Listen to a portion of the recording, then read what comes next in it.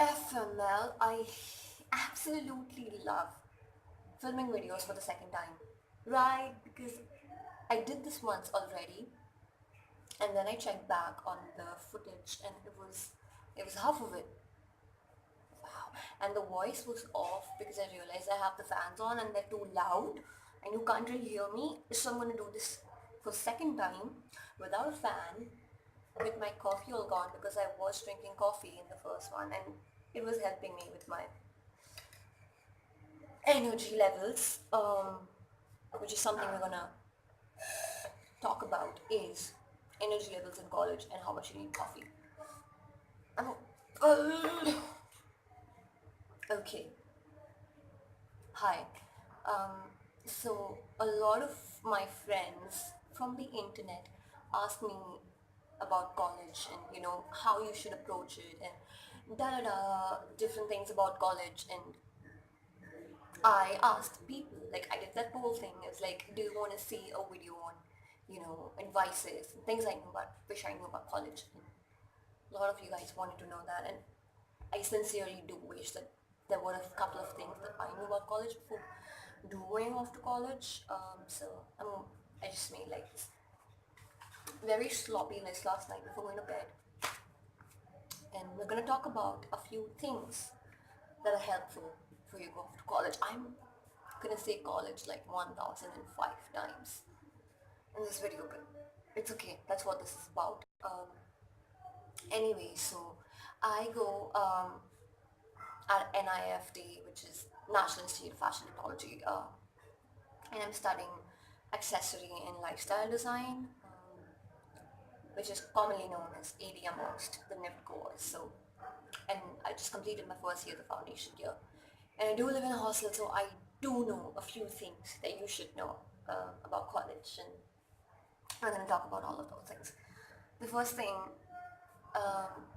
that I did, and I think which is extremely important, is go on Facebook, type out the name of your college, and this is after you've selected your college, after you've enrolled and all of those documentation processes, is go on Facebook, type out the name of your college, look up the people who go to your college, like your seniors and shit like that, and message them straight up.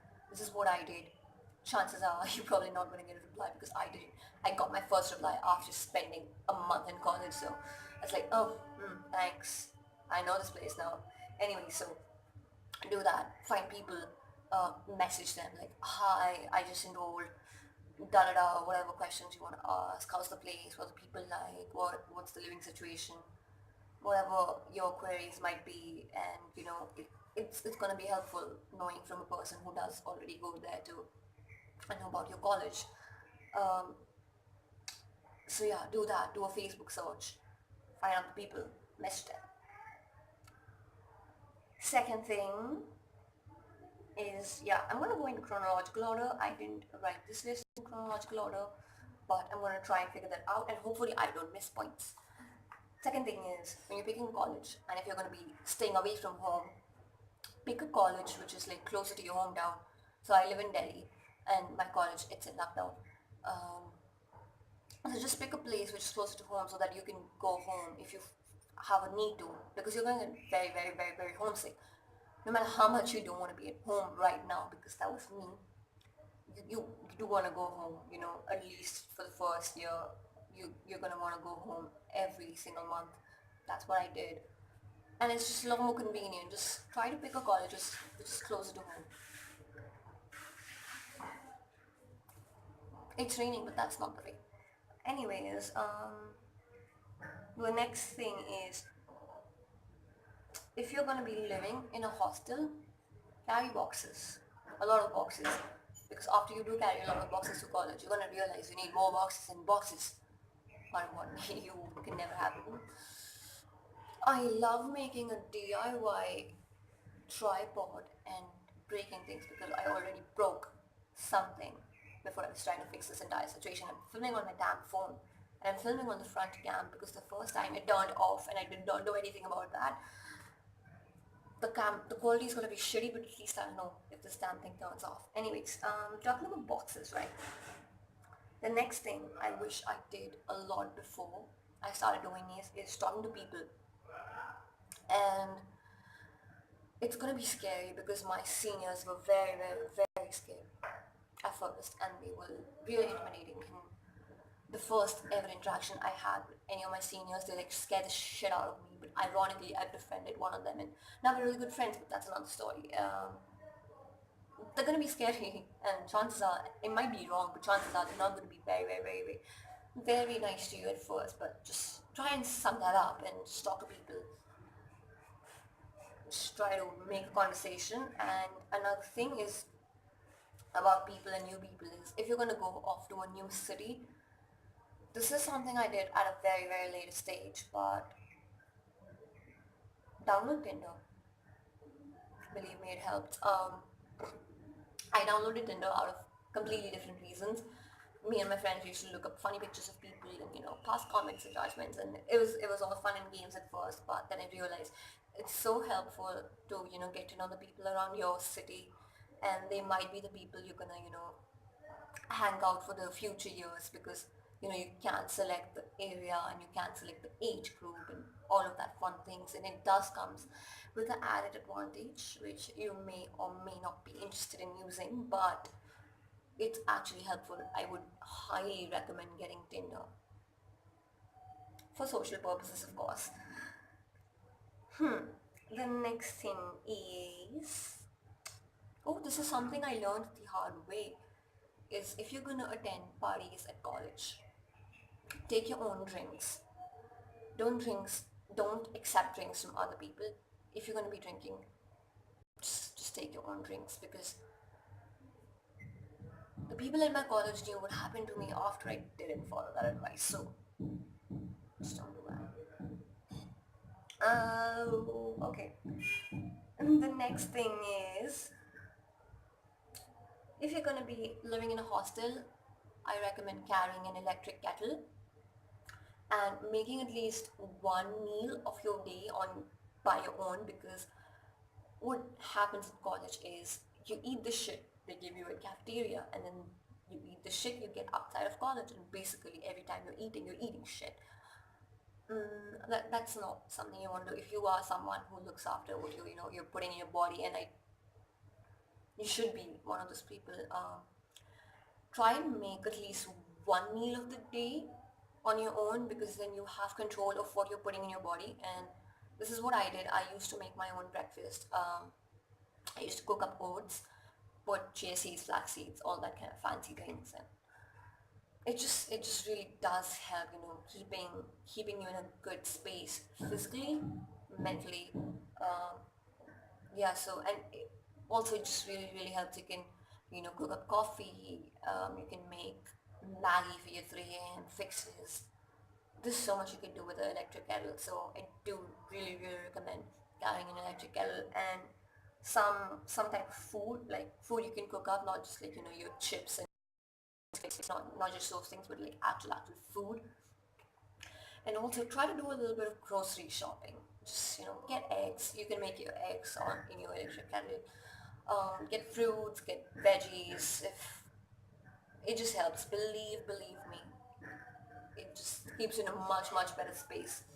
If you're eating good and working out, try to work out. Not gonna go too much into that. It's not a great topic, right?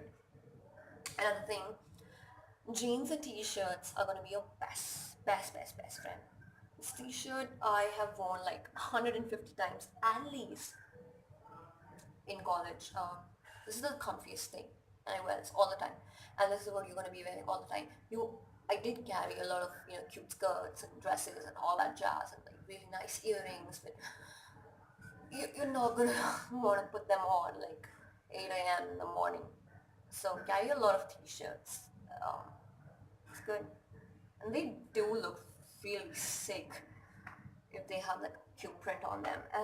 I'm not reading this in order, so I pray to God I don't miss any points, but hopefully I don't. Hopefully we've got it covered. Um, okay, the next few things I'm going to talk about are more directed towards if you're going like in art, fashion, design college, any of those creative colleges. The next few points, they're going to help you because, yeah, this is what I've learned. Number one, is for every assignment that you get in college, try and make a mood board of it, right? Because if you're one of those people who are really focused, if you're taking your assignment seriously and you want to put out good work, you do want to have like a source and a direction for all of your works, and a mood board really helps, so you can refer back to it. Just go on Pinterest, make a mood board. It's so simple. And then you have all your ideas in one place, and all your ideas going to be connected, and it's just going to give you a lot of direction, and like a fixed source. It's very helpful, and it's just going to you're going to have a well produced work at the end of it. Do that. And the next thing is, see, when you're in a creative college, marking grading is very subjective, and there's not like a wrong or right answer. And this is something I've struggled with a lot, because let me explain it to you. Your professors, they each of your professors, they're going to have like a specific sense of aesthetic, which may in most cases differ from yours, right? And a lot of my friends, they did this, once we got to know a professor and we got to know the things that he does like, they try and produce the work that they think that he might like in order to get more marks. But getting more marks is not going to get you a job. It's of course helpful in, having a better GPA, but it's not going to get you a job. So thinking like, other than, more than thinking about your grade, think about your portfolio and the work you want to put in your portfolio. And that work has to be completely derived from originality. Um, so yeah, like, put out work that you're confident in, which has a meaning behind it, which has to do with you and not your professor's sense of aesthetic. I did struggle with this, believe me. Last semester, I got shit marks in one subject because my professor, he liked something and I did not, and I did what I felt was right and what appealed to me. And I do recommend doing that. It might drag your grades down. That happened to me, but it's going to help you in the long run, because you're going to have a portfolio which you're proud of, and a portfolio is what's going to get you a job. So think about that. The next thing, you're probably going to beat me up for this, and I'm probably going to say the exact opposite of what you've heard all your life, that sit together with friends, share your ideas, and all ideas come together and create great things, which is not true. Because I was working on this project once, like my first semester, and like one of my friends saw it. She completely copy pasted the idea, and it's not a great feeling. Somebody else copying your idea. It just sucks. So what I want to say is, work in a bit of secrecy. Now, I don't mean like work like do that. Don't don't do that. Just like have a bit of confidentiality in your work. Just don't put all your ideas out in the open. That's what I'm trying to say. Because like, by human nature, when you hear other people's point of view and what other people are doing, you're naturally going to get influenced, and you're going to think that way, like their way. And like, oh, okay, he's doing a great job and he's working on this and he thinks like that, maybe I could get a bit of influence, take a little bit of inspiration. But you're not going to take a little bit of inspiration. You get completely affected by their point of view, and then it just, plagiarism sucks.